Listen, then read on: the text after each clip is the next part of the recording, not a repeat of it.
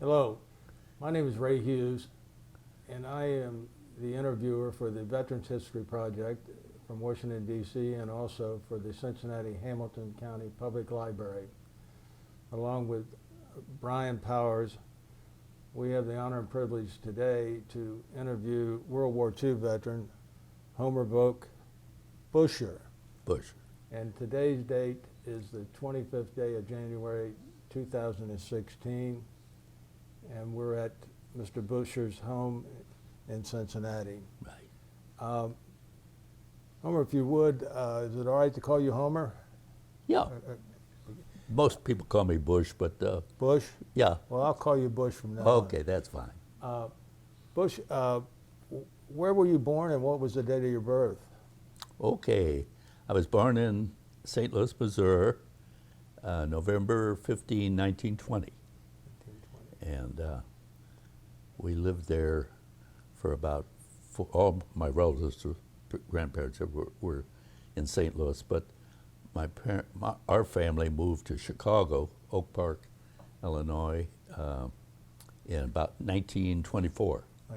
And What were your parents' names, Bush? well, my father was Homer H. Buescher, and my mother was Paula Vogt Buescher then. I see. And she was, incidentally,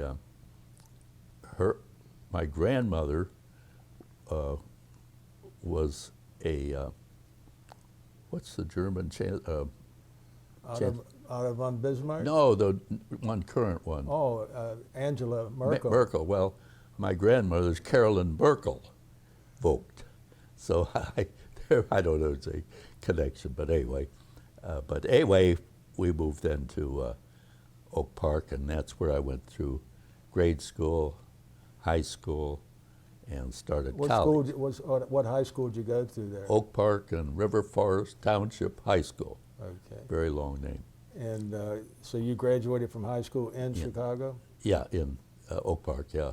In 38. 1938. And then it had 4,000 students in it, and was bigger than a lot of colleges, so I decided to try a small school, and I started 38, 39 in Ripon College in Ripon, Wisconsin, yeah. And I got into chemistry, and then while I was up there that year, my parents were transferred to Columbia, South Carolina. So when the school year ended, I moved down to Columbia, and then the next year I signed up at University of South Carolina, and I switched to chemical engineering at that time. And interesting to me point was that my roommate down there was a guy by the name of Bill Pharaoh, and the pilot. Pharaoh, F-A-R-R-O-W, and he was interested in flying, and I'd built model planes since I was in grade school, gliders, and rubber bands, and then I got into gas engines and so on. And so he came back during the week that registration week and said, hey, we can get free flying lessons out at the airport from the Army. And I said, well, hey, that's great. So we took a bus out there and got our first ride in an airplane to Waco there, and flew over the city of Columbia. And what city? Columbia, South Carolina, yeah. And they told us to come back the next day, and they'd give us another ride, and we could sign up for the program. So I started looking into it a little more carefully, and being in engineering, I had labs every single afternoon, and there was no way I could get flying lessons into that schedule. But Bill signed up, and he started taking the lessons. Well, anyway, at the end of that school year, my parents had then been transferred to Philadelphia. So I left South Carolina and took a bus up to Philadelphia, and we lived then in Narberth, Pennsylvania.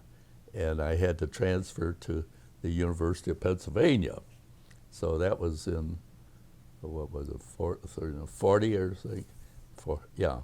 And I was in my junior year there on December 7th when the Japanese bombed Pearl Harbor, and we'd sit around, heard it on the radio. And I still had, of course, the spring semester to finish. And during that time,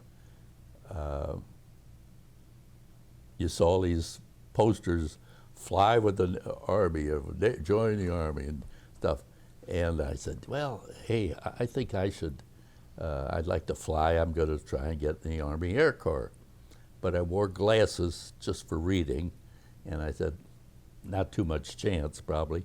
But they have bombardiers and navigators and all that. So maybe their standards are a little less than they are for pilots. So anyway, I finished the junior year in, I guess it was June, and I needed a job for the summer, and my father, having started work with this Manhattan project at the time, he knew where all the machine shops were and who was looking for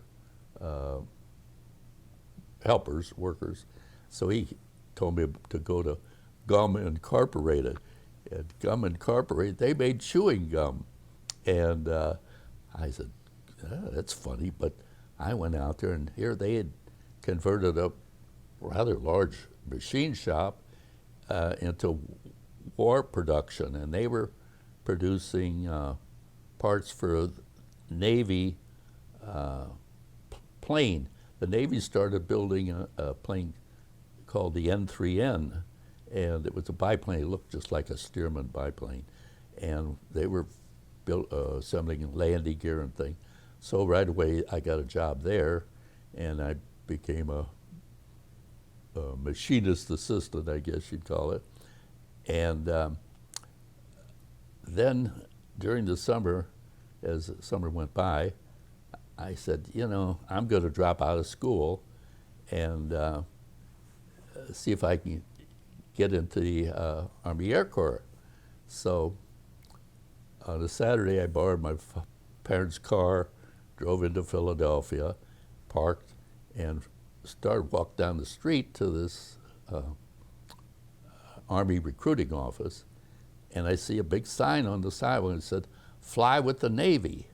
I said, "Navy, yeah." I said, that, you know, you wouldn't be sleeping in dirt and everything. It sounds, but I was rather concerned about a carrier landing. But anyway, I said, it doesn't hurt to try. So I go in the building, went up to the 10th floor or someplace. And before I could ask anybody if glasses were a problem or anything, they had me in a line with 2 or 3 people, and they were walking up the table, and they were giving people eye exams. So I said, well, I may as well see what happens. And I got up there, and the guy, I don't know whether he read eye chart or what, but he says, "You passed." I said, "I passed?" Yeah, he said, "Now," he said, "we got other things for you to do, though." He said, "You got to take this." Well, first they had me fill out a lot of papers, and he said, "We got this exam you have to take. It's 2 hours." I said, "Holy smoke!" And so they took me into another room, put me at a desk, and I wrote for an hour and a half at least. But actually, as an engineering student, you know, it wasn't too hard. I mean, a lot of math in it and stuff like that. So anyway, they took the paper, and I told me to have a seat, and came back pretty soon and said, "Well, you passed the written test, but now you have to take a physical, a flight physical." I thought, oh my God.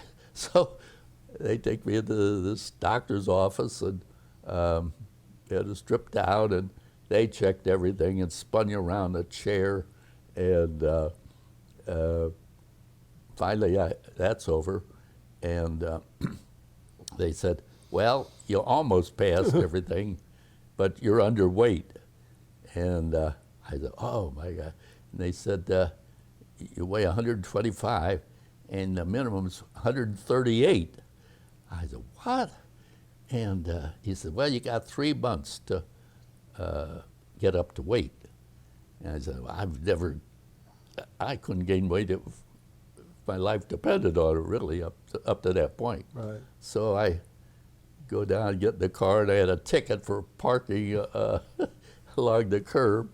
I drove home, and I told my parents that I was almost in the Navy. So then, I ate double-sized breakfast and drank beer, and somebody said, no, drink ale, it puts on more weight. So I switched to ale, and I even went out and joined a gym. Everybody joins a gym to lose weight, but somebody told me maybe it'll build you up more, so I went there. Well, in about a month, I got it up to 130. And then I still kept eating all this as much as I could, and it crept up. To make a long story short, at the end of November, I got it up to 137. And I said, a pint's a pound. All I have to do is drink a lot of water and go down, and I ought to pass it. So on a Saturday, I didn't have to work there at the machine shop, so I got up early. I ate a big breakfast, drank milk and some water, and got on the train. It's only a 20-minute ride downtown, and got off and went in the drugstore and had a milkshake. And then I went up to the recruiting office, and all I had to do was get weighed. So they took me in, and the corpsman there, he said, well, he said, you weigh 137. Well, my scale at home wasn't the same as theirs. I said, I can't, this is it. And my time was up to for the 3 months. So he said, I'll give you a break. And he wrote down 138. And so then I came out, and the captain, whoever it was there, he swore me in as a aviation cadet.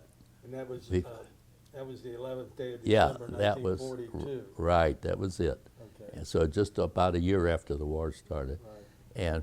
But they said they would call me when they had an opening for active duty and for training, and that I should just keep on working. And so I went back to work on Monday and worked January, February, March, and April, May. Finally, I think in June they said, well, get ready, you're going to be called to active duty. I think August was it, I think. August of 43. Yeah. So my brother, he was already in the Navy. He'd enlisted. And, but anyway, and they said you were to report to the University of Pennsylvania. Well, that's just where I'd quit, So I went back to Penn, and they gave us rooms in the dorm and gave us uniforms. And the aviation cadet was just like an Annapolis cadet. We wore the same uniforms, not a fancy. We wore caps, but not the full-blown Navy emblem, and insignia on our pallet. We had blues and work uniforms and so on. Well, that was... Was that called a V5? Yeah, that was the V5, and this is the flight prep school, and that's the little brochure they gave us when we showed up there and showed us what... U.S. Naval Flight Preparatory School. Right. At University they had of Pennsylvania. Several of those around the country. And so that involved studying navigation and weather and internal combustion engines and theory of flight, all the various aspects of flying, plus some Navy nomenclature and that kind of thing. And we went to school, well, I guess 5 days a week, and marched to classes, and had our own building classrooms and so on. And then on weekends I'd get a pass so I could go home, because I lived only 20 miles away and took the train out there. But anyway, one interesting point, I think it was theory of flight or something like that, but when the class ended, we had a series of, they ran for several weeks, and so we were there for, I think, 3 months. And when the professor said, well, he had a prize to the student with the best grades, he had going to give out a book. So I won the book. And it was 30 Seconds Over Tokyo. And so I took it back and started reading that. And here, Bill Pharaoh, the guy, my roommate, he was a pilot on one of the B-25s. He was executed. Yeah, and he's the one that got executed. Yeah, I've never forgiven him for that, but yeah, that was terrible. So. And Bill Pharaoh was your classmate at South Carolina. At South Carolina. Yeah, we roomed together in the same dorm, and yeah, that was a terrible thing to do to him. So anyway, and here I was, prepared to be a naval flyer, but anyway, if we finished 3 months there, and then we're sent. We broke up into smaller squadrons. And I went to Franklin and Marshall College in Lancaster, Pennsylvania. And that's where we actually started flying. And we would fly either in the morning or the afternoon and have ground school. More. What type of plane were you? Well, those Cubs, Piper Cubs. Yes. And so that, again, was another 3 months. In the middle of winter, they had no heat in them, and no compass, no radio. You just took off and flew around. And Lancaster's, as you know, is Amish country, and I'd be flying around and looking. Here's a horse and buggy, going down the road, and I'd be flying. I was afraid I'd scare the horse, But anyway, we finished that, and I think that was February of 44. Yeah. Yeah, February. And got on a train. They sent us down to Chapel Hill, North Carolina, University of North Carolina. And that was a lot of PT training, physical training, and classroom work more. But after we were there just 3-4 weeks, they gave us another flight physical, and they called me and said, I washed out because my eyesight. I thought, oh. And they said, you got to go to boot camp at Bainbridge, Maryland. So I had a day to pack my bags again, all these uniforms, And so I I took a train. I was the only one on the train, I think. Over the Bainbridge, and it's right between Philadelphia and Baltimore, right on Chesapeake Bay. And I had to get off, and anyway, I ended up in this line to report in, and of course, the group I was with, these were all young kids, 18-year-old. They'd just been drafted, they'd never been in the Navy. Now, I've already been in the Navy for a year, and so I go up dragging all my uniforms and everything, and they assigned me to a certain barracks and company, and issued me the seaman's outfit, the dungarees and underwear and shoes and socks and everything, and I literally couldn't carry all his clothes, but anyway, we get to the barracks, and a chief comes out. He, addresses us and tells us all the preliminaries, what we're going to be doing, and so on. And then he looked down and listened, picked me out. He said, "You're going to be the company clerk." So I got my own office in the corner of the barracks, and they filled a file cabinet with clothing. And then I could go, I still had my electric razor, so I could get up in the morning, go in and shave. You know, the rest of them had to go in the head there and shave. But anyway, and then we got another written exam there, and I guess I did all right in that one because they kept me on. So after something like 7 weeks or so, I think boot camp was 6, 7, we graduated and were promoted from apprentice seaman to seaman second class. And you were moved to the so-called OGU, outgoing unit. And these were barracks with fellows that had completed boot camp and were waiting to go to maybe navigation school, radio school, electrician, whatever, yeoman, all these different things that they had either been selected for or had volunteered for. So each day they'd go out, and the rest of us had to work on the grounds, fertilize, spread grass. I worked in the laundry, ironing sheets, and all kinds of different jobs. And gradually, end of the week, almost everybody was gone except me. And I said, what the heck is going on? And I'd picked a couple of schools I thought would be, kind of interesting. Radio, I think, navigation or something. And they didn't send me. So I found out they had some jobs in the ship's company library.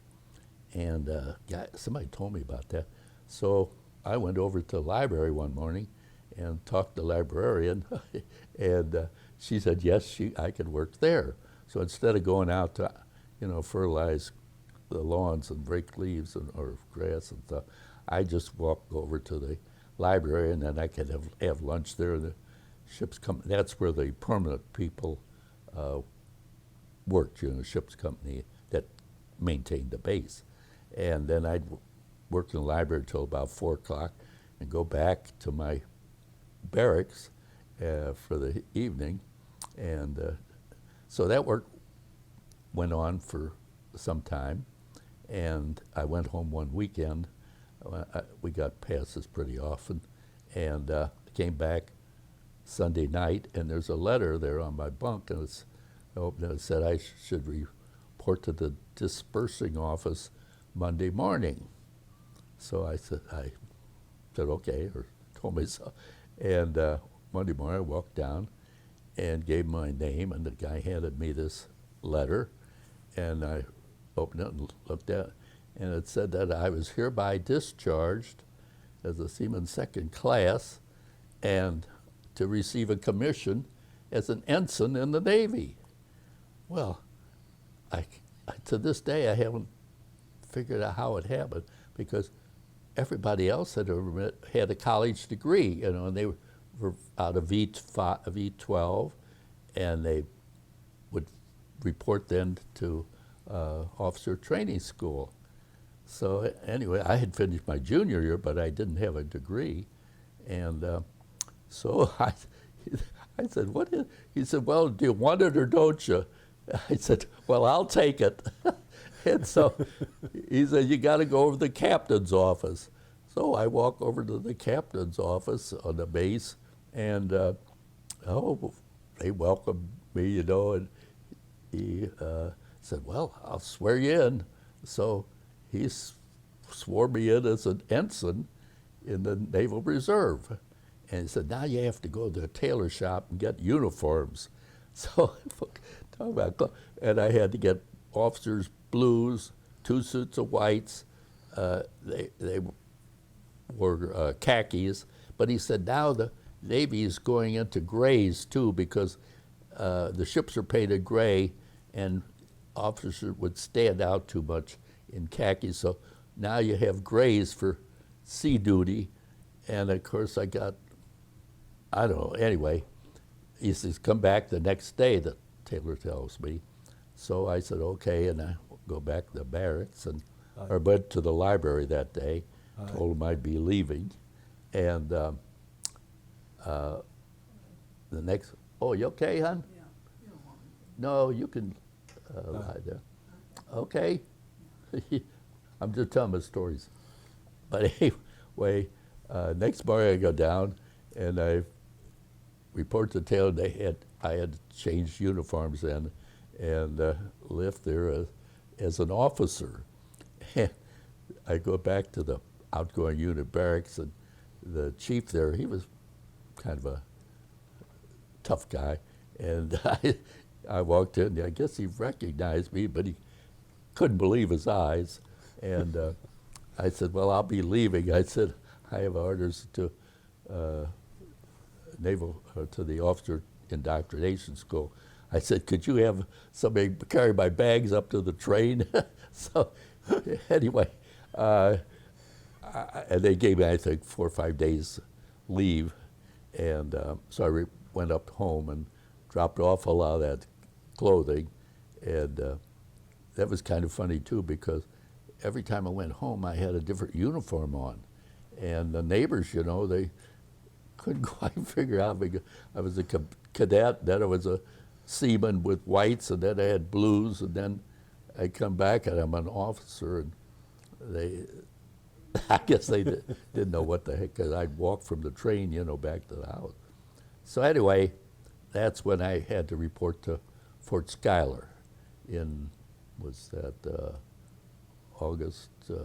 August, yeah. September of Yeah, 44. 44, right. And again, that was a month and a half or so. And again, it was all the basics. These are kids, college graduates that had never been in the Navy, so they had to learn all the nomenclature and rules, and learn to march and navigation. Oh, did you want something? Where do you want me to go? Just lie in your bed there, where you were, okay? Yeah, she was just resting there. So anyway, that also turned out to be kind of funny, because I'd had all this stuff already, you know. So in the evening when we were supposed to do homework, well, I set up a table and I became the tutor. And these guys would get stuck with some problem, well, they'd come over and I'd help them with the problem.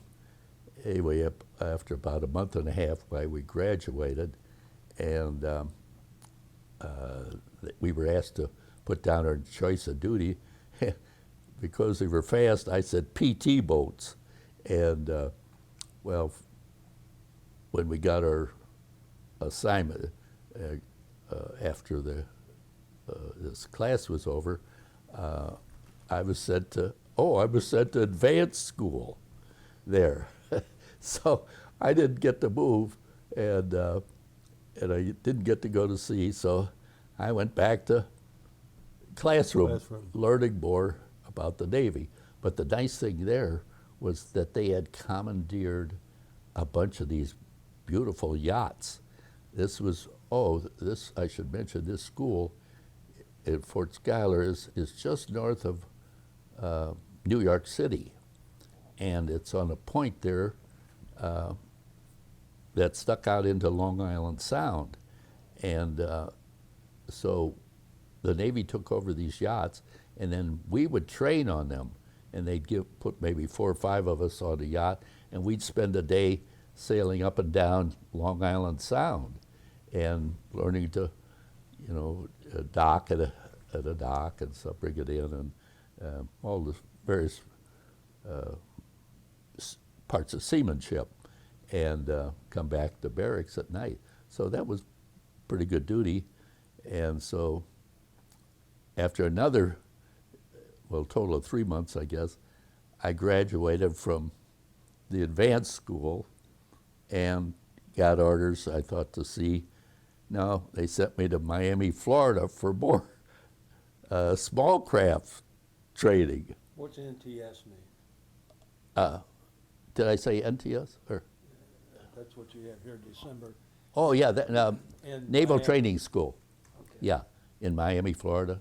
Yeah, and they put us up in a big hotel right on Front Street in Miami, and the school was over in the beach on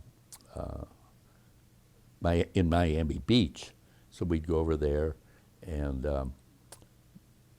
there we had mostly classroom stuff, but we were training to become officers on what we call small destroyers, DEs, ships, not the large battleship type cruisers. And so we'd go out in the Atlantic there and sail up and down off Miami Beach and practice different things. And I was down there through Christmas, and I guess about the end of January, that would be 45, 45. yeah, January. I graduated from that school, and one of the last things they did before we graduated was give us a hearing test. Thought that was strange too, but anyway, my orders came through, and I didn't go to sea again. I went to Key West, Florida, for training in the Fleet Sound School, and that was to learn to become anti-submarine warfare officers, ASW officers. So I took a bus down to Key West, Florida, and reported in there, and there we learned how to hunt and detect submarines. And we they had the equipment on small minesweepers, and each day we'd go out into the Gulf Stream, and they had I think 3 submarines down there, and they would go out and submerge, and then we'd come along and try to find them with our sonar gear. And if we did, then we would fire what they call hedgehogs. It's a forward-firing explosive device, and it sank, and if it hit a submarine, it would explode and blow a hole. And you had the old-fashioned depth charges, too, that dropped off the stern of the minesweeper, and they would explode and, of course, theoretically sink a submarine. So as part of that training, we had to see it from the other side, so we spent, I think, about 3-4 days of our training on these submarines, and that's how I got to go down. And I felt sorry for those poor sailors on those. They were World War I submarines, and the chlorine gas that was given off down there from the batteries and things, my eyes watered for the whole time I was down in there. They had, a lack of fresh air.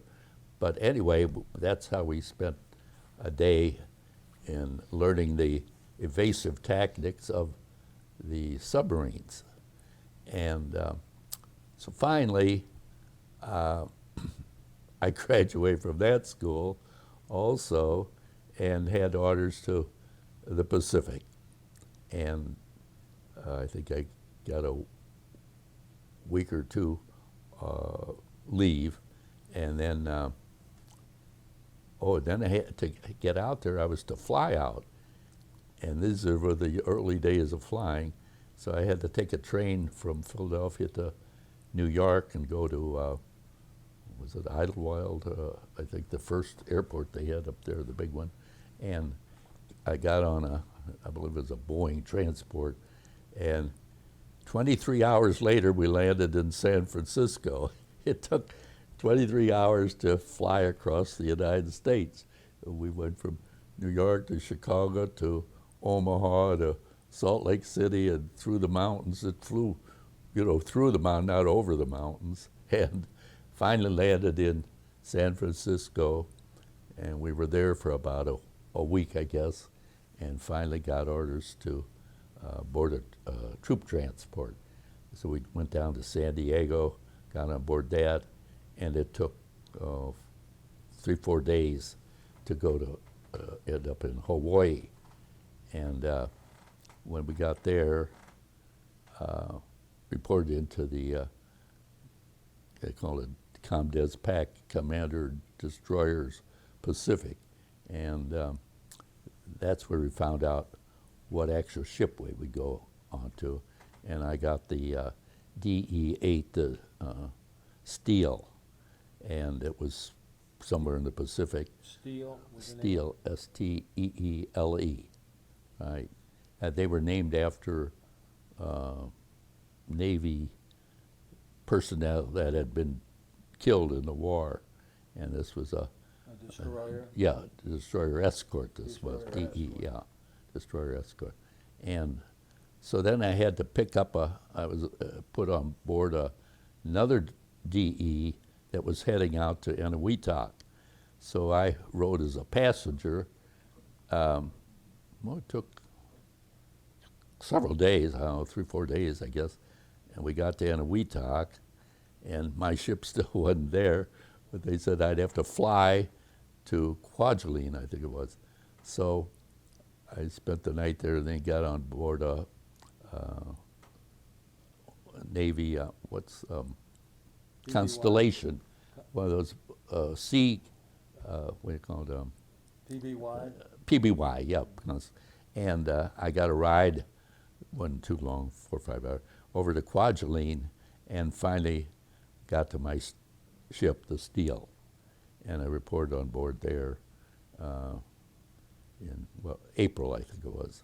And, the interesting point, while I was in Hawaii, that's when I was walking down the street and I heard this news. I read, that's when Franklin Roosevelt died, and Truman had taken over.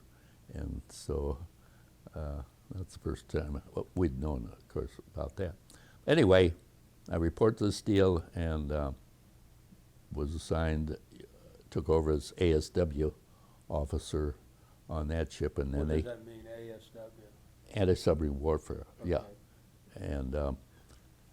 And you on those ships you got, I was also the assistant first lieutenant, and the first lieutenant in the Navy is not a rank, but it's a job. And the first lieutenant is responsible for maintenance on the entire ship, from the keel to the top of the mast and from bow to stern, except for the engine rooms.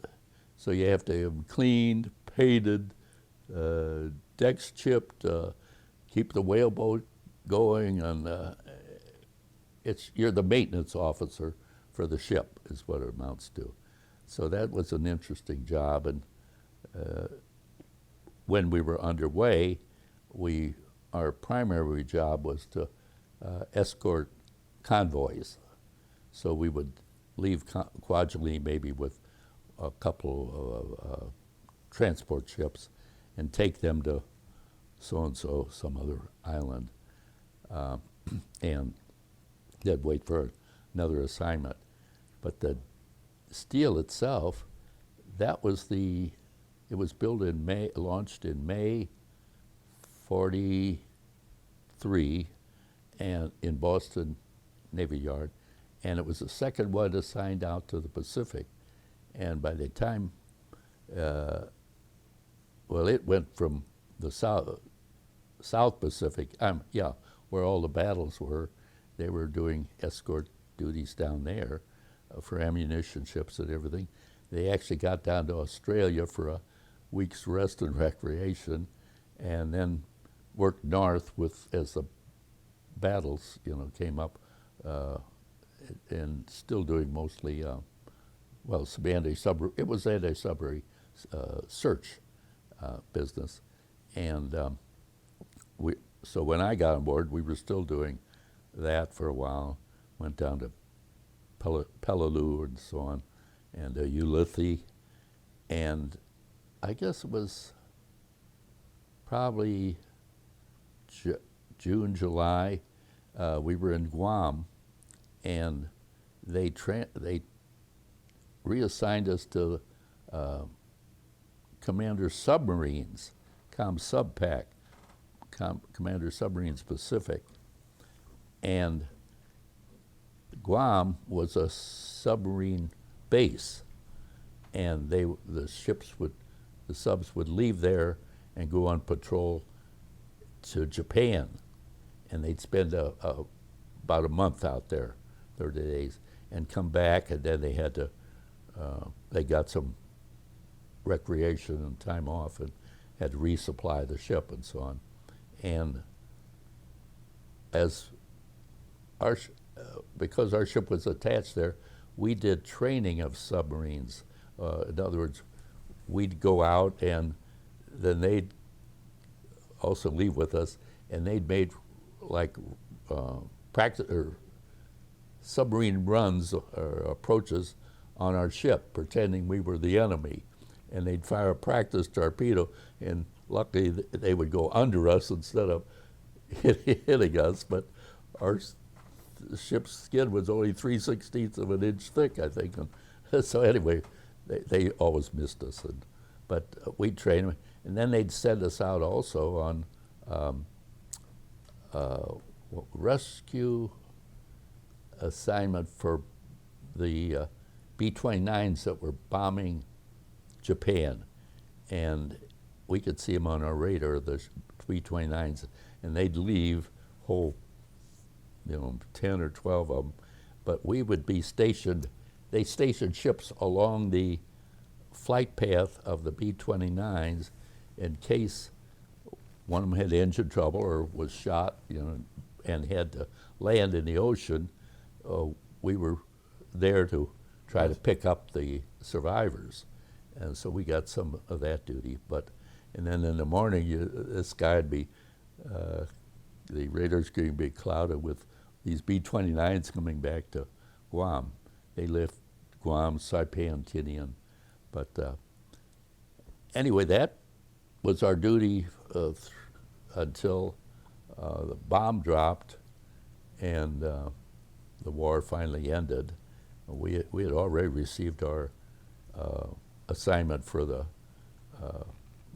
invasion of Japan, and we were doing protecting the bigger ships with anti-aircraft and stuff like, and anti-submarine.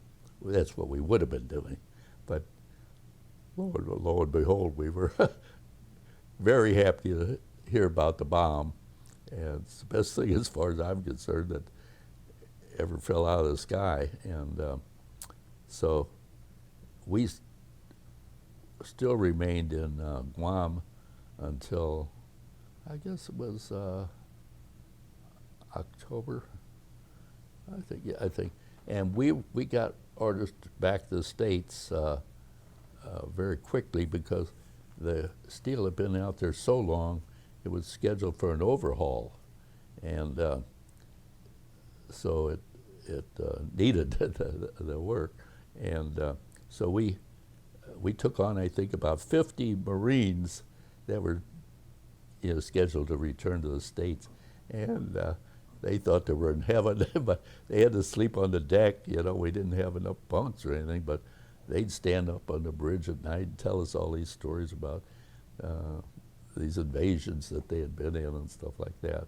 But we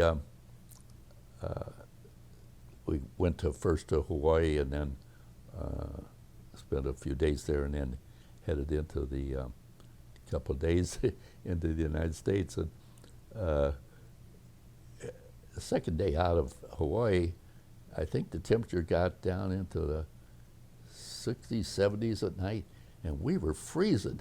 And we said, guy down below, he said, bring us some jackets up here, gloves. We'd been out there in that heat for, so long. Right. And at night it got down to 60 or 60 degrees or so. And as I say, we thought we were freezing to death. But one interesting thing I think that happened on the return trip, before return, but we never were allowed to take any pictures during the war. But when the war ended, they said, you can take photographs now. and somebody's parent sent one of these Kodak box cameras out to the ship with some film. So they started taking pictures of their divisions and things like that, but there was nothing to do with the film, and I think they had 3-4 rolls and they ran out of film. And everybody said, well, we want pictures, you know, so they started writing home to send film out there. But it didn't do much good to just have the film and no pictures. So as it turned out, when I was in high school, I got one of those first 35 millimeter cameras, and I was taking pictures, and I decided to do my own developing and printing of film. And so I bought a little tank and got the developer and hypo and fixer, all that stuff, and I was doing that at home. And so I said, well, maybe we could develop them here on the ship. And I talked to the captain. He said, well, if you can do it, it's fine. So I got the whaleboat one day and had him take me over to an aircraft carrier. I said, they ought to have film. So I climb up to the deck of this aircraft carrier and told him I wanted to see the photography officer. And they took me down to his lab, and I told him, oh, he said, that's great, you know. So he starts fixing me up with trays, you know, for developer, and he gave me developer all these solutions that we needed, and a red lamp for our lab where we were going to put one. And so he gave us all the equipment, plenty of paper, photographic paper, and I took it back to the ship, and we had a spare stateroom in the stern back there that nobody used. So the captain said it's okay to use it.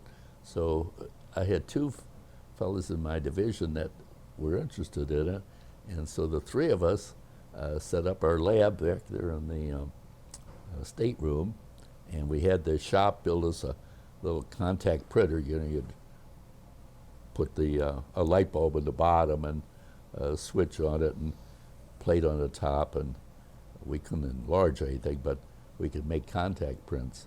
So I think we found a paper cutter. Maybe the photographer on the aircraft carrier gave us one, I think. But anyway, we had one. So we started taking this film then and developing it, and then printing these photos, and they were turned out pretty good. And we did have running water back there in the stateroom, so we could wash them and so on. And so what we did, we took each fellow's photos and developed, we'd put one of them, a sample of one of each photo on the bulletin board, and then we figured out how many I think we could give each fella on the ship 15 or something like that. So they picked out the number that they wanted, and then I don't know how many days it took us to go back to the States, but it was almost 2 weeks, I guess. And so we spent all our hours off watch in the photo lab back there, turning out prints. And I still have a bunch of, I got to keep one of each one, and I put them, well, brought them home, but this is my whole career. But anyway, these are the all the prints we made. Let me just show them. Yeah, well, this is pre my early days, but Like these right here. oh yeah. Well, those are excellent pictures. Well, the nice thing is that they haven't faded. That's 70 years. Yeah. And a lot of photos, and we just did it in, with running water, but we got the Got the whole crew, A Division, First Division, Yeah. Chiefs, Second Division. And A beautiful picture. it was nice for them to be able to take Yeah. those photos home, and so even they were horsing around, and that was our insignia on an 8-ball was on our stack. On the and, Steel? Yes, on the Steel. And so anyway, as you can see, oh, that's when you solo, they cut off your tie, and so I brought the remains of my From the solo flight? Yeah. Or, when the day you solo. So that was at Franklin Marshall, and that was my rank as apprentice seaman. apprentice seaman? Right. So those are officers' clubs and things that we were in. But anyway, it had a. So you come back to the States. Where did the Steel land at? And when Well, we came into Long Beach, okay. and that must have been end of October, early November, and we were in there, and then we had to prepare the ship for decommissioning. That means we had to clean out all the files and get rid of anything, stuff that wasn't authorized. We threw over the side, so nobody. That was the Time magazine came out during the war with a condensed version that they sent out to the Pacific. Oh, the Pony edition. Yeah, and of course our mail. I have to laugh today. People have the troops have email and everything, but ours generally took about 2 weeks to get out there, and then if you wrote a letter home, it was 2 weeks before because it couldn't leave the ship till we hit some port, and they would pick up mail. So it's a lot different. And so. I noticed this thing here, Yanks hunt leader of MacArthur plot. What was that? Do you recall that? No, I don't know what the heck. Right up here. Oh. Maybe this was the. I think somebody in Japan they thought was going to try to do away with MacArthur. Oh, okay. And anyway. So you landed at Long Beach, you say? Yeah, we came in there, and then stayed there until I guess it was about the end of November, and then I got on a. That was, and then the DE-8 was decommissioned. decommissioned? Yeah, we left in November of 45? right, November 45, and so then I had I think 30 days leave. Now most of the fellows on the ship were scheduled to get out of the Navy, but I wasn't married, and a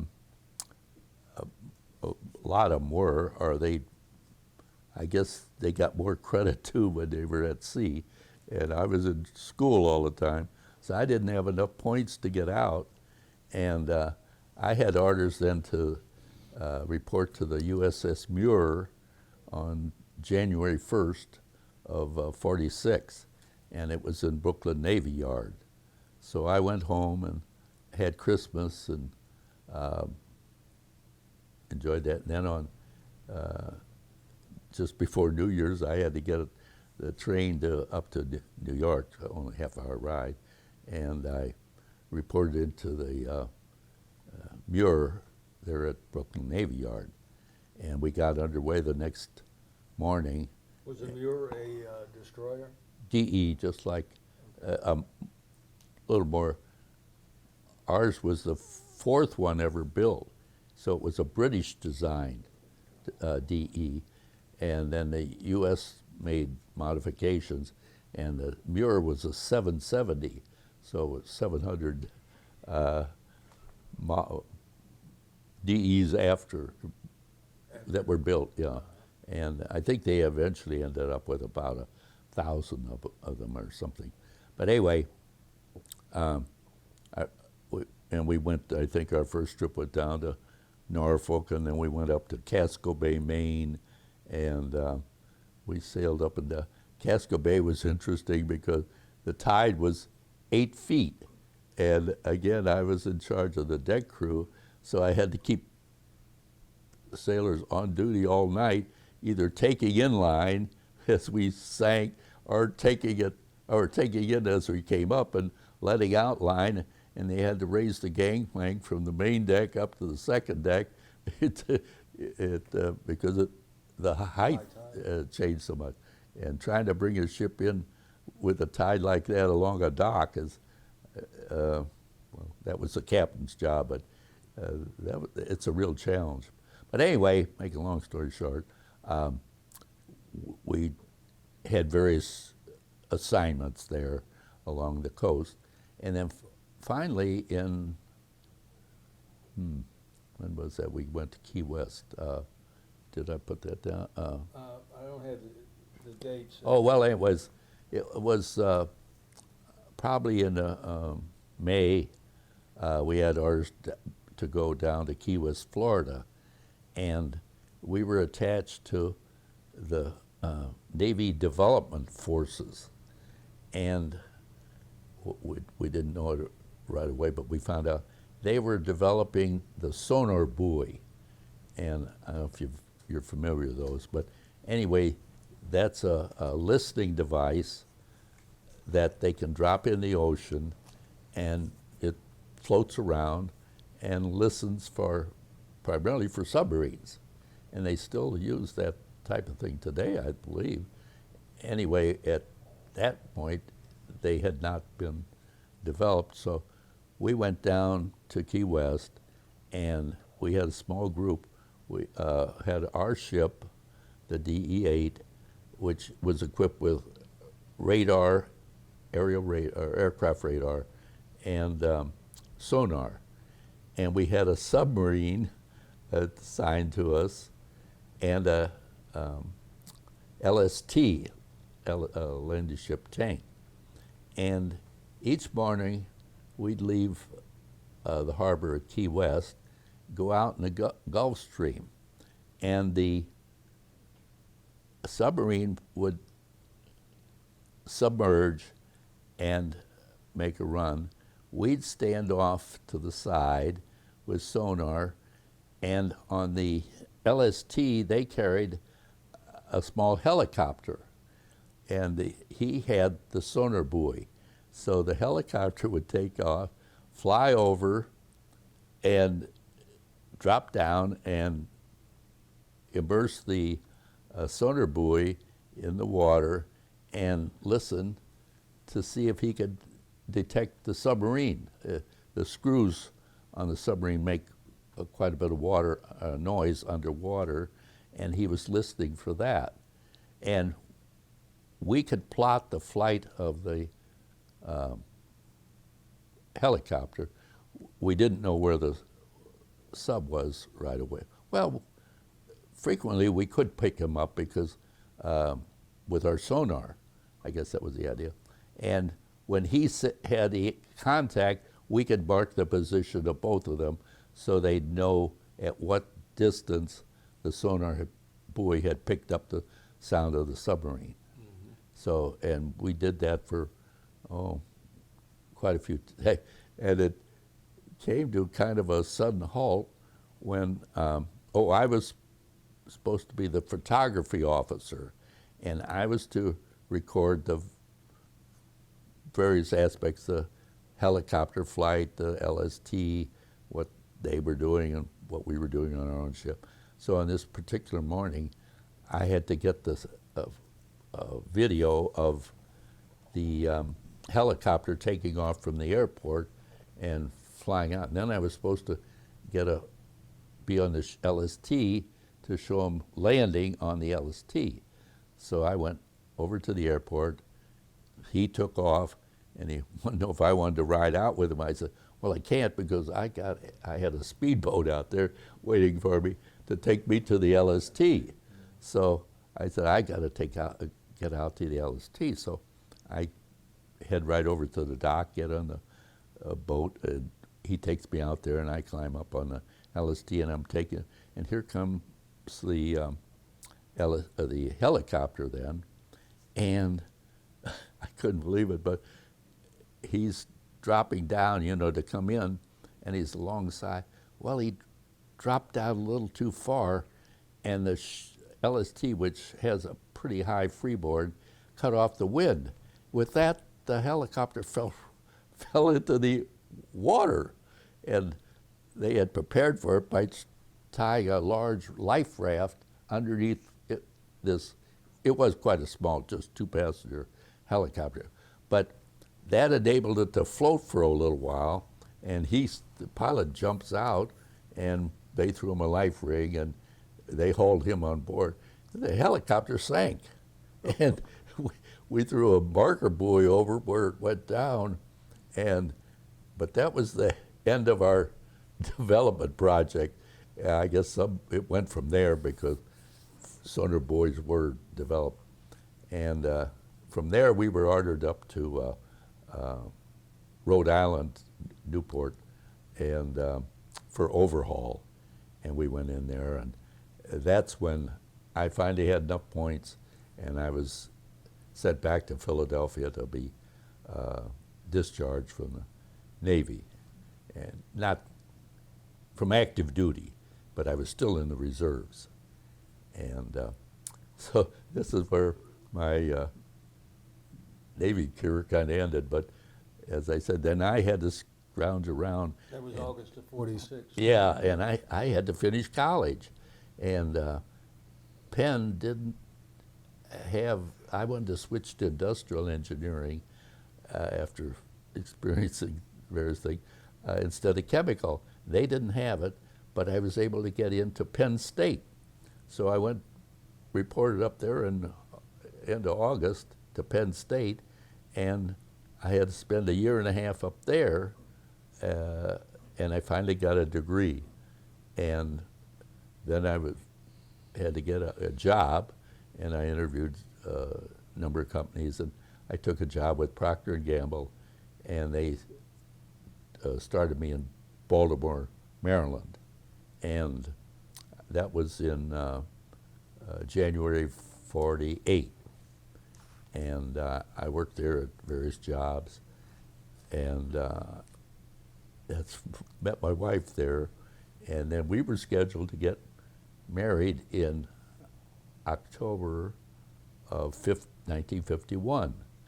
And in June, I got word from the plant manager that I was being transferred to a shell loading plant in Milan, Tennessee, which is about half in a farmland about halfway between Memphis and Nashville.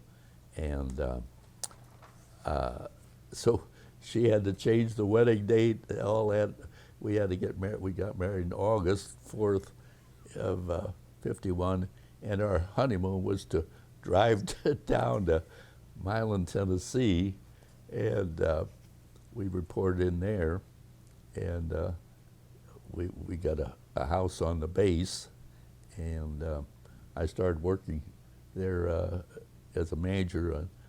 I had responsible for a couple of shell loading lines, and I loaded, my lines loaded 60 millimeter mortars, 80 millimeter or 81 millimeter mortars, and some 75 millimeter anti-tank weapons, that kind of thing.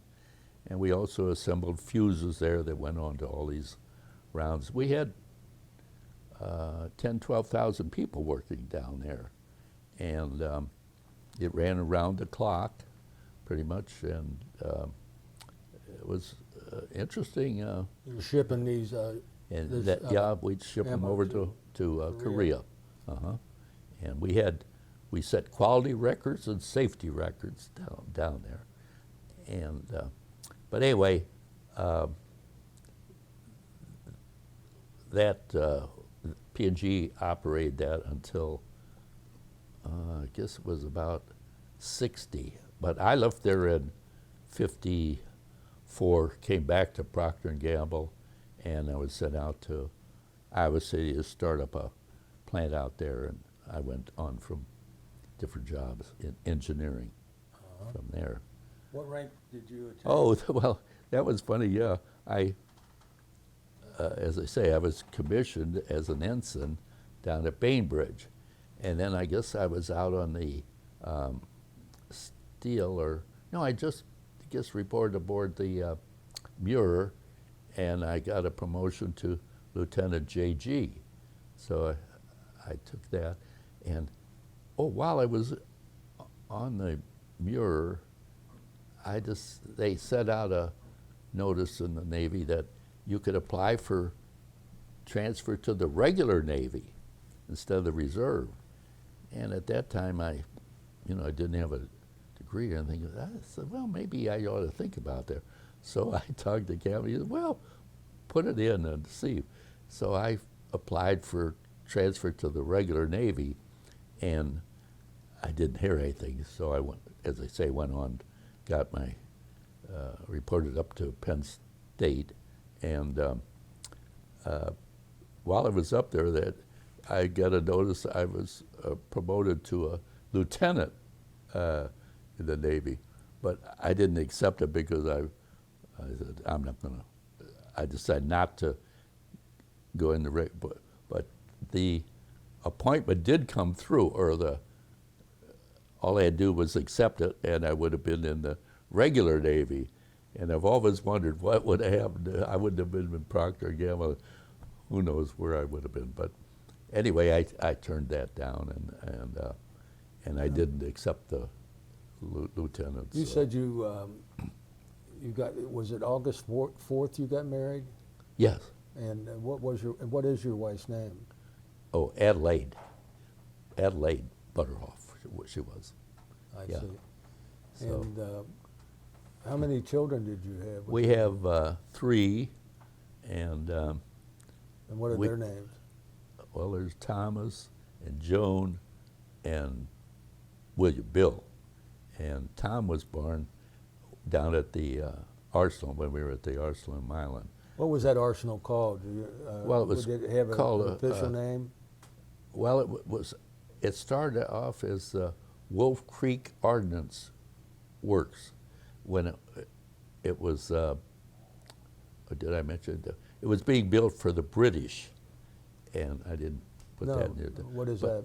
Well, it came into existence because in '39 the war in Europe started, and the British badly needed ammunition, and they decided they better not build an ammunition plant on the island of British Isles, because the Germans were flying over there every night and bombing the bedevil out of cities, towns, anything, and their ammunition plant wouldn't have lasted very long. Right. So they Churchill talked against to Roosevelt, the story goes, and he agreed that they would build one, and they wanted one somewhere near water so they could load ships and transfer, needed rail and all that. And they picked this area in Tennessee, West Tennessee. It's flat land there, had a couple of railroads from Chicago to, down to the coast, the Gulf Coast and so on. And they bought up all these small farms. The area was 12 miles long and 7 miles wide. And we had, what did we have, about 6 loading lines. These are long sheds, you might say. Each building was probably 300 feet long, depending on line, and about 50 feet wide, and divided in sections with 12-inch concrete barriers between them. And the parts, like for a mortar, would come in, and they'd take them into from the unpacking room into the press room, and these shells would be put on a turntable, and they'd make dough balls out of TNT. Some women were sitting there, and they'd make like golf balls, and drop 3 of those into the mortar, and it'd go under a press and be compressed there, and then go out. They'd take them over to the next job, and there they'd clean the threads, and then take them out of that room into the next room. They put a fuse on it, and into the next room, and the tail went on and so on, all the way down the line until it's finally packaged out. And P&G being into mass production, and that's why I think they were selected to operate this plant, because they were familiar with packaging powders and stuff in packages, and knew that end of the business. So this is during World War II, but they convinced the government to let them cut a hole in these 12-inch reinforced barricades, so we didn't have to have men moving the carts out and into the next room and putting them back on a cart into the next room. It's just terrible manpower waste, And so they agreed at first only to do it for inert shells and parts, but then finally they let them go on for the whole thing. Once it had the TNT in it, it was still okay, and we never had a problem with the explosions. But anyway, that just increased production, and of course after World War II started, I don't know the details, but anyway, the U.S. took it over, and then they built. We had one here in Maryland and Texas and Iowa. They must have had 12 of them around the United States loading shells, and so that's how P&G got into that business, and they were selected by the Ordnance Department, and and then the the atomic bomb came along, and instead of going to Milan, I had the chance. I could have gone to Amarillo, Texas, where they made the parts for the atomic bombs, and so I ended up at Milan. But Who was making the parts? It was P&G was at Amarillo. Yes, we started a factory up out there to machine. I don't know anything about it, but they were assembled into the detonator parts, I guess, for the atomic bombs. I see. I presume somebody makes it still. I don't know, but P&G got out of that. Earlier, you said your father was associated with the Manhattan Project. Can you give us a few details about that? Well, the Manhattan projects got underway, I guess, a little bit before we got into the war, and at least the development work was going on. And when the war started, when the U.S. got into it in December '41, of course, that's when the U.S. really had to get to work on producing all these ammunition and everything else, and they cranked up the so-called Manhattan Project, which was the organization that had to produce an atomic bomb. And they needed parts for, don't ask me, well, they had to build all these Hanford, Washington, and what's the one in Oak Ridge, Tennessee, and they needed tremendous number of amounts of equipment. And so my father, his business, it involved metal cabinets. They pretty much shut that down, and he immediately got a job as a procurement officer for the Manhattan Project. What was your father's name? Homer. Homer. Tom, they called him. Yeah. And so he had a territory around the Philadelphia area, and they'd send him blueprints, and he'd go out find some machine shop like Gum, and they would produce parts for the atomic bomb. But of course, nobody knew what it was for. And so all through the war, while he was working on that, and then, as I said earlier, why my brother, he was on a ammunition ship, and they were delivering ammunition to the Army and the Marines in the Pacific. So he went from Guadalcanal, and he was caught in a typhoon up there in Okinawa, but didn't, no problem. But anyway, all of us served in one way or another, yeah. Yeah. So I have the son, we're lucky here, we moved into the retirement community, and we used to live in Wyoming, which was just a mile from here. Right. And he lives right up the street here, and our daughter lives in Cleveland, and the other sons and his family are in Columbus, so when I still had a car and could drive, I could just ride up and down I-71 and hit all three of them. You know, you said that Bill Pharaoh was your roommate at South Carolina. Do you remember any details about him? Well, I know his mother lived in Washington, D.C. They were natives of some small town in South Carolina, and I don't know whether they were divorced or what, but his mother was up in Washington, and she had a job with the government there. And Bill, when he wasn't in school, he'd go up there to visit her in Washington, but I don't know. Apparently, he continued his training during the summer months for another year or so till he graduated.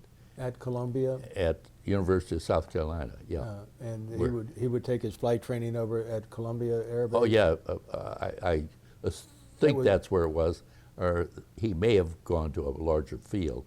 But then when the war started, he apparently joined the Army Air Force, and he became a lieutenant, and he was trained there. And then his group was selected to be the Doolittle Flyers. Yeah. Right. Yeah, there's a book my daughter just gave me called Target Tokyo. Yes. And have you seen that? It's written by Mr. Scott. Yeah, and James he mentions Bill Pharaoh in there and his mother and things. I just finished reading it a while back, and that's the best book so far written about yes, the raid. He did a lot of research. The torture that those Japanese put these guys through is. Did you, after you left the university there, did you have any more contact with Bill Pharaoh? Oh, just a couple of like Christmas cards for a while, and well, it didn't last very long because the war came along, and he enlisted, or he was in the service. And what was he studying? you know, I can't remember. It wasn't engineering, but I don't know his exact. Any idea how you two got paired up? Well, we were roommates. We were but how did you get paired up? assigned. Okay. They just assigned us in the when we signed up for housing. They just put me in with Bill. Thought they would have one kid who from Philly, one kid from South Carolina in the same room. What kind of personality did he have? Oh, he was a great guy, real tall, slender, and we had more fun, yeah. And Can you tell us some of those fun stories? What kind well, of stuff did you guys do they in were. college? We had another fellow though that roomed there, and where was he from? How many guys were in your room? Well, Just you and for Bill? a little while we had three, but then just Bill and I, primarily, yeah. So, no, there weren't too many strange things that happened, but it was anyway, Yeah, they executed him on October the 15th. is that what it was? of I couldn't 42. remember. Yeah. Yeah, Uh, that was a terrible thing, and yeah. yeah. And what a coincidence! You won the 30 Seconds Over Tokyo book. Yeah, that's right. Yeah, I wouldn't have known that until I won that book and read about it, because they really didn't publicize the names of the pilots much. For over a And- year later. Yeah. Even before And, they acknowledged Yeah, that's right. the flight. So, Brian, you have any more questions there? I'm sure you.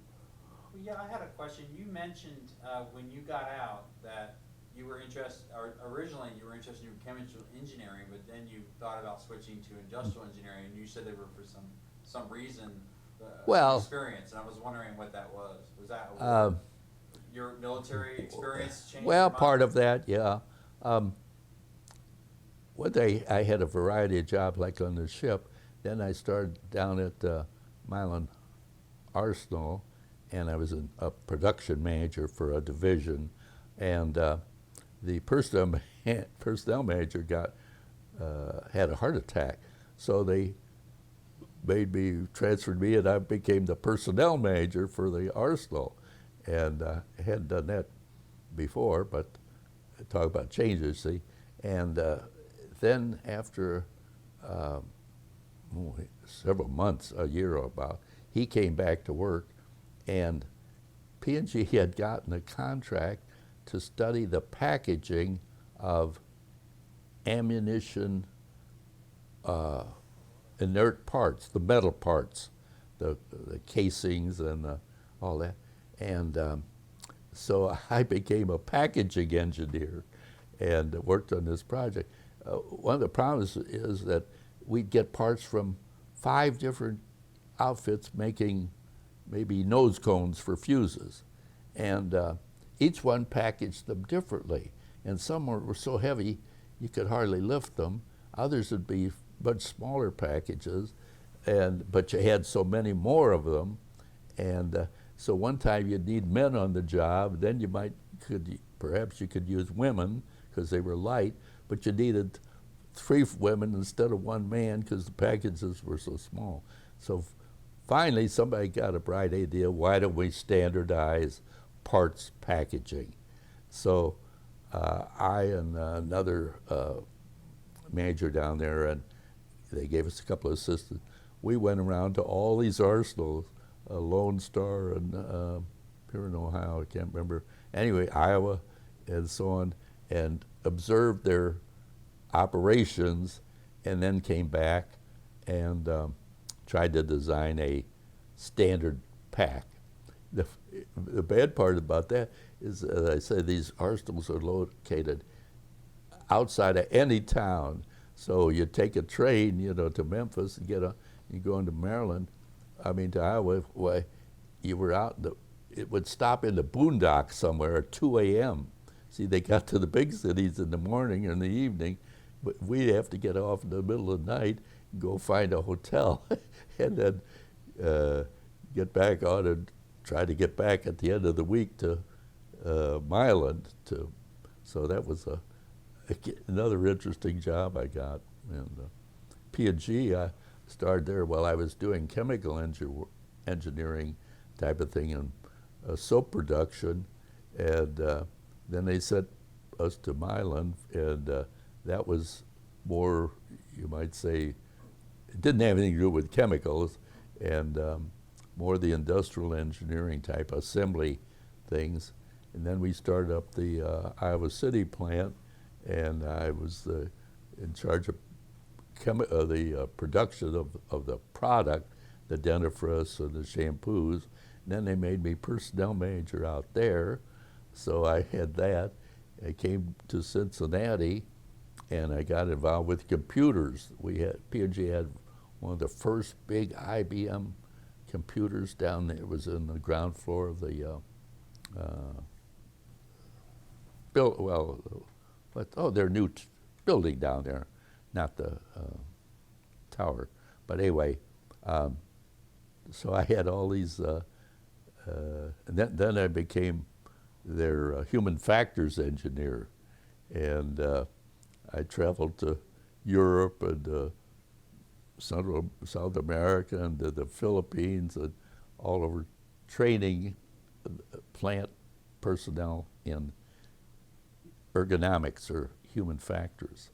And I retired in '84 then, and that's what I was doing then, yeah. So I've had a lot of changes.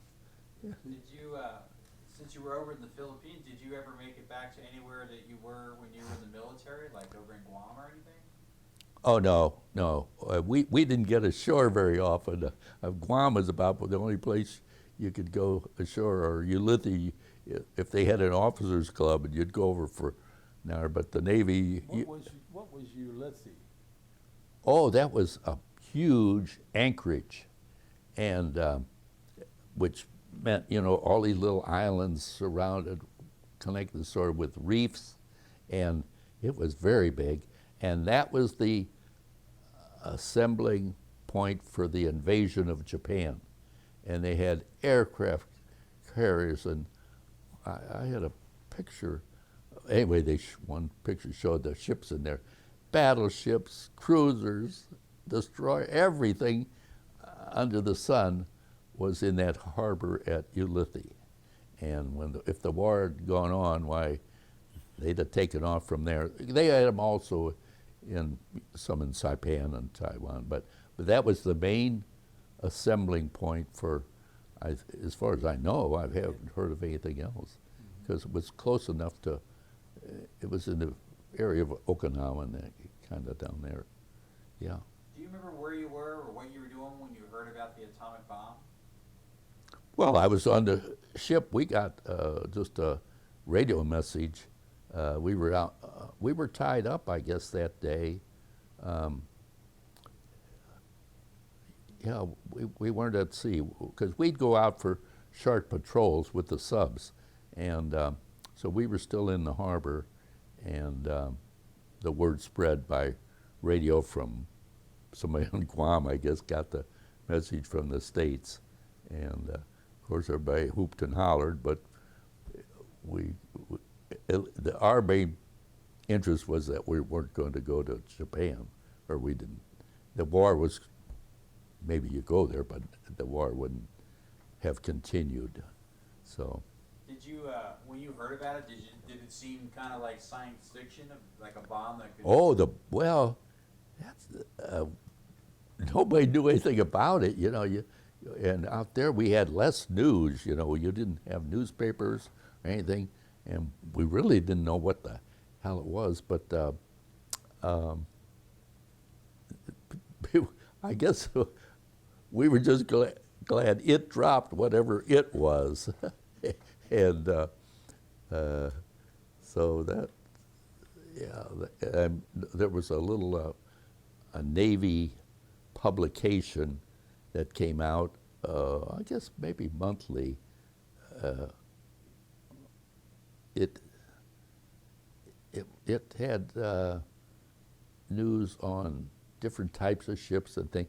And one issue, and I did save it, was about the atomic bomb.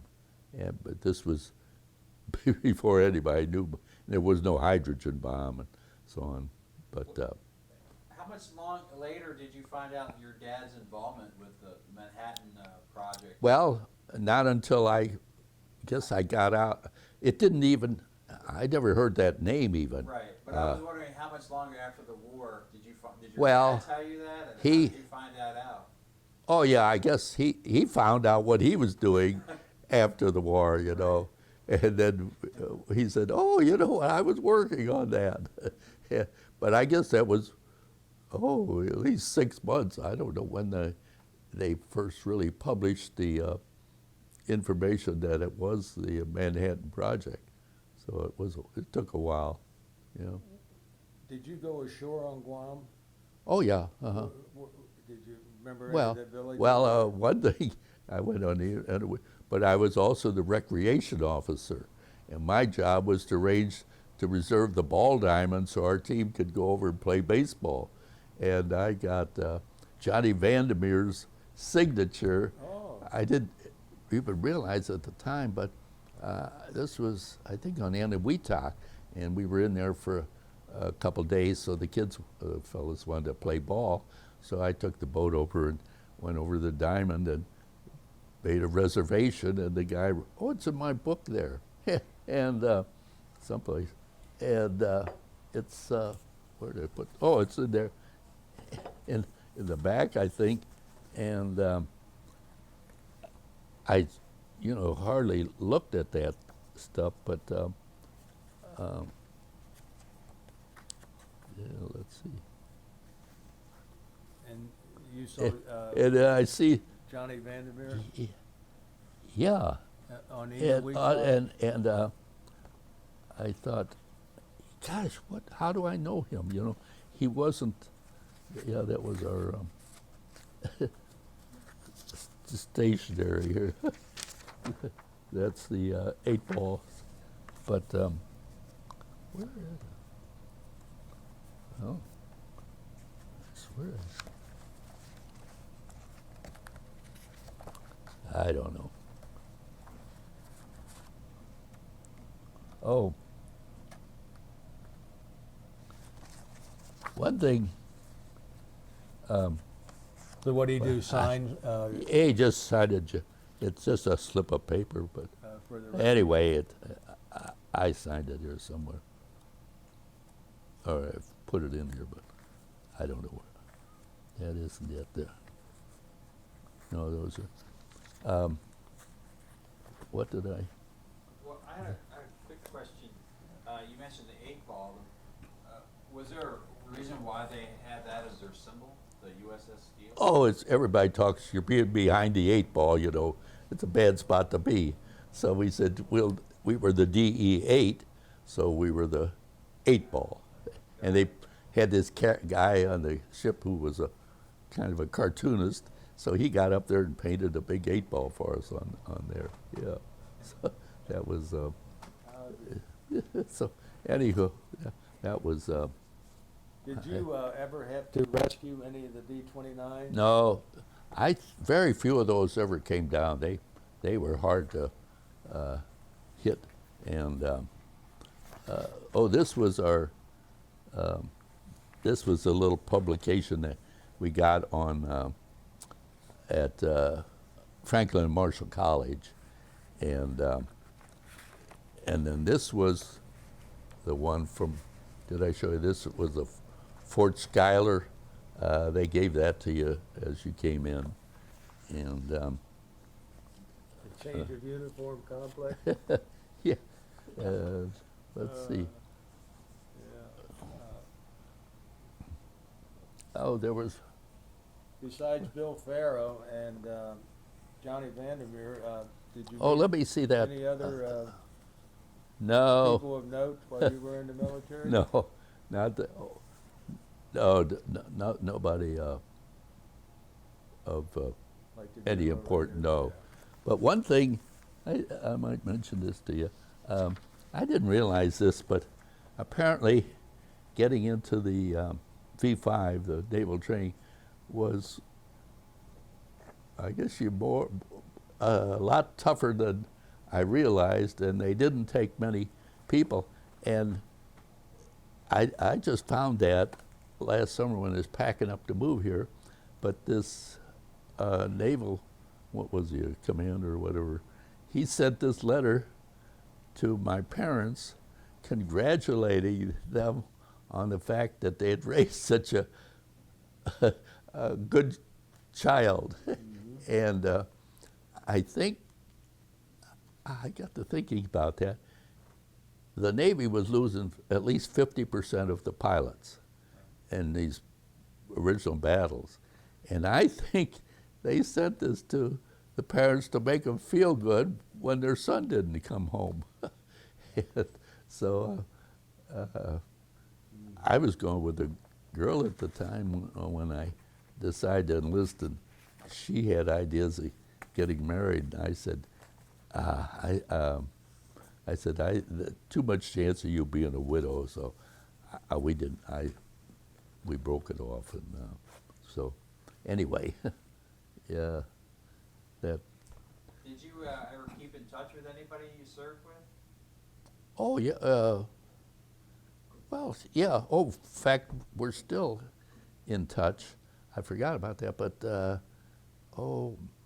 back in 70, maybe the late 70s, somebody from our ship from the DE-8, got the idea that we should have an annual reunion.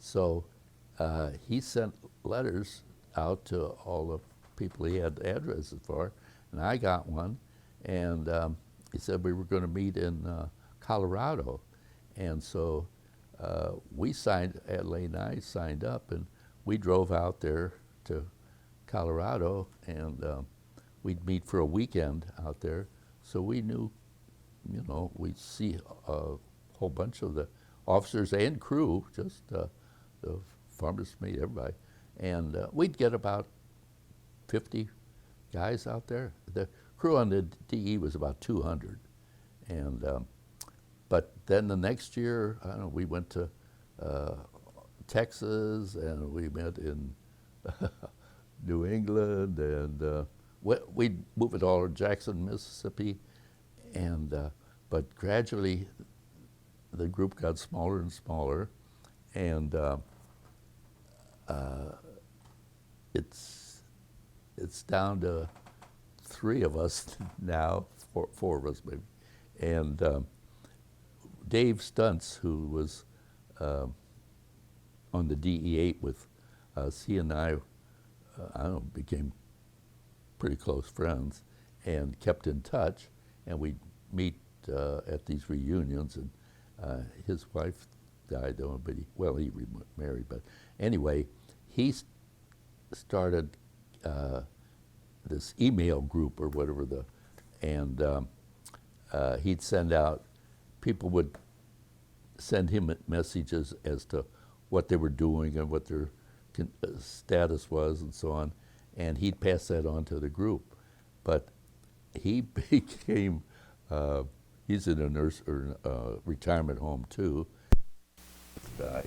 and so now I'm the secretary, I guess, but I only have to send it, well, I send some to the messages to the some of the survivors' kids. They wanted to be kept on, so daughters and sons, and I guess there's about 8 of them that get, so somebody, they just, in December I heard from the 3 survivors, myself and the 2 others, and I sent the messages around, but that's so we keep in touch, 3 of us, so. But that's another point though, that, what's Ed? No. No, go ahead. Anyway, the group down there at Milan Arsenal during the war, P&G transferred quite a few people to work in the plants, and I guess this goes back again to the 70s. We started getting together for breakfast one day a month, Monday, at Bob Evans there on Sharon Road, and we have 12 guys, I guess, out there, and it's dropped down, and there's 3 of us left there. Any other questions? That's about. Well, I must say that this has been a wonderful interview and very educational, and I want to thank you so much, and I want to thank you for your service to our country too. Yeah. And appreciate this interview. I thought maybe just wanted a few dates and so on, but anyway, I spouted off. Wonderful.